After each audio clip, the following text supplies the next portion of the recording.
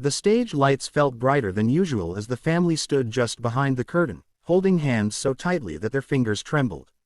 They were not famous. They were not rich. They were not even sure they belonged here. They were simply a Filipino family who had traveled farther than they ever imagined, carrying nothing but hope, fear, and a shared love for music that had held them together through the hardest years of their lives. The youngest daughter whispered a prayer under her breath. The mother closed her eyes, breathing slowly, remembering every sacrifice that had led them to this moment. The father stared at the floor, his jaw tight, afraid that if he looked up, his emotions would betray him. When the stage manager finally said, "You're on," none of them moved for a second. Then, together, they stepped forward. The audience saw them and grew quiet. No flashy outfits, no dramatic entrance, just a family, simple clothes, nervous smiles, hands still linked. Simon Cowell leaned back in his chair, arms crossed, his expression unreadable. He had seen thousands of auditions like this. Families often came with big dreams, but few delivered something unforgettable. "Hello," the mother said softly into the microphone, her accent gentle but confident. "We are the Ramos family, from the Philippines." Simon nodded politely. "And who's the lead singer?" he asked. The father glanced at his wife, then at the children, and smiled shyly. "All of us," he replied. A ripple of curiosity moved through the judges' panel. Family auditions were unpredictable, sometimes heartwarming, sometimes chaotic. Simon raised an eyebrow slightly. "All right," he said. "Tell me why you're here." The mother took a breath. "We're here because music saved our family." Those words landed heavier than expected. The audience leaned in. Simon's posture shifted, just a little. Years ago, back in a small coastal town in the Philippines, the Ramos family lived in a wooden house patched together with tin sheets and borrowed nails. The father worked as a fisherman when the sea allowed, and as a laborer when it didn't.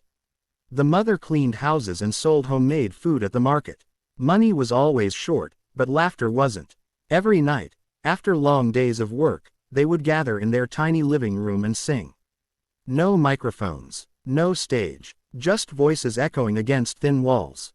Music was not a dream back then. It was comfort. But life changed when a powerful storm destroyed their home and their fishing boat in one night. The sea that once fed them took everything instead. They moved into a cramped shelter, sleeping on borrowed mats. The father fell into silence, blaming himself. The children stopped singing. The house felt empty even when it was full.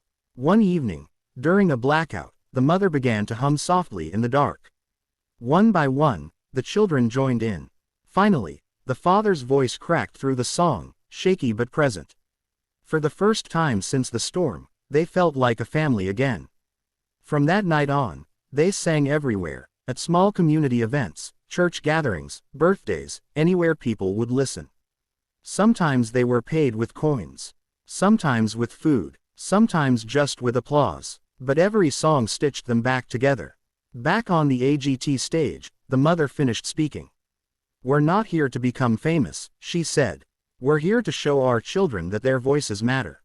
The audience applauded softly. Simon looked thoughtful but cautious. "Okay," he said, "whenever you're ready." The father nodded to his children. They moved into position, forming a gentle arc. The youngest held the microphone with both hands, her knuckles white. The music began. Simple piano, slow and quiet. The first voice was the mother's. Warm, steady. It carried years of struggle and strength. Then the father joined, his voice rough but honest, like a man who had lived every word he sang. One by one, the children layered in, pure, emotional harmonies that wrapped around the melody like a promise. The audience felt it immediately. This wasn't a performance built for applause. It was a conversation between hearts. Simon's arms slowly uncrossed. He leaned forward, elbows on his knees. As the song grew, the harmonies tightened, swelling with emotion. The youngest daughter stepped forward for a solo. Her voice was small, but it carried something enormous, hope. She sang about holding on when everything falls apart, about believing in tomorrow even when today hurts. By the second chorus, people in the audience were wiping their eyes. One judge pressed her hand to her mouth, stunned. Simon didn't move. He just listened, eyes locked on the stage. The final note lingered in the air, fragile and beautiful. Silence followed. Not the awkward kind, but the kind that means prick the soul. Then the theater erupted. A standing ovation. Cheers. Cheers. The family clutched each other, overwhelmed. Simon stood up slowly. The crowd quieted, waiting. I'm going to be honest with you, he said, his voice calm but different, softer. When families come out here, I'm usually very nervous. Because most of the time, it doesn't work. The family nodded, bracing themselves. But, Simon continued, pausing, what you just did was something very rare. He walked closer to the stage, eyes never leaving them. That wasn't just singing. That was real. I felt every word. And that little girl, he pointed gently to the youngest, you sang like someone who's lived a lifetime. The girl's eyes filled with tears. Simon swallowed. I've sat here for many years. I've heard thousands of voices. But it's not about how perfect you are. It's about how you make people feel. He took a breath. And you made me feel something. The audience roared again. You reminded me why people fall in love with music in the first place, Simon said. Because it connects us. Because it tells stories we can't explain. The father covered his face, shaking. The mother held him, tears streaming freely. Simon smiled, an expression rarely seen so openly. This, he said, is exactly why this show exists. When the votes came, they were unanimous. 4 yeses, no hesitation. As the family walked off stage, still in disbelief, the youngest daughter looked back once, as if afraid it might disappear. For the first time in her life, she believed that her voice could change something. Backstage, they collapsed into each other, crying, laughing, thanking God, thanking each other. They didn't know what would happen next. They didn't know how far they would go. But they knew one thing. They were no longer invisible. Later that night, Simon sat alone, replaying the performance in his head. He had judged talent for decades, built careers, crushed dreams.